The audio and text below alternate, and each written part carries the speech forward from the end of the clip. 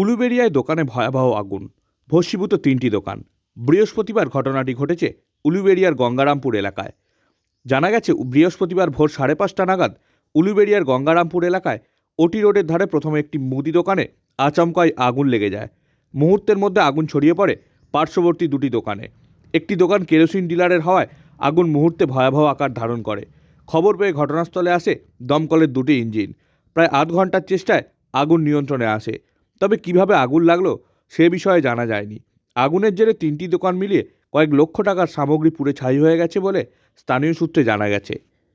20 নাগাদ খবর পেলাম যে গঙ্গারামপুরে একটা 3টে দোকানে আগুন লেগেছে।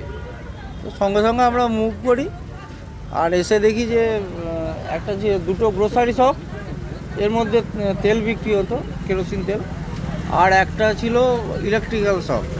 ওই 3টেই দেখি, আমরা আসার আগেই দেখি দাউ দাউ করে জ্বলছে।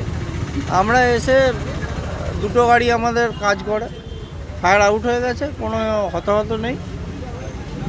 কি মনে হচ্ছে, প্রাথমিকভাবে কি মনে হচ্ছে?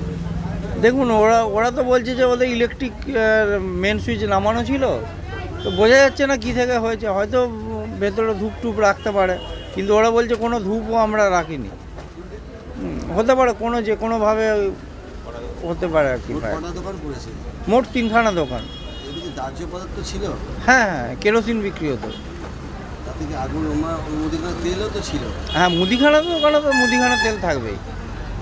গ্রোসারি আইটেম ছিল, তেল ছিল, আর ওইদিকে একটা ইলেকট্রনিক্স দোকান ছিল। মানে 3টে একদম হাইলি কম্বাস্টেবল আর্টিকেল ছিল।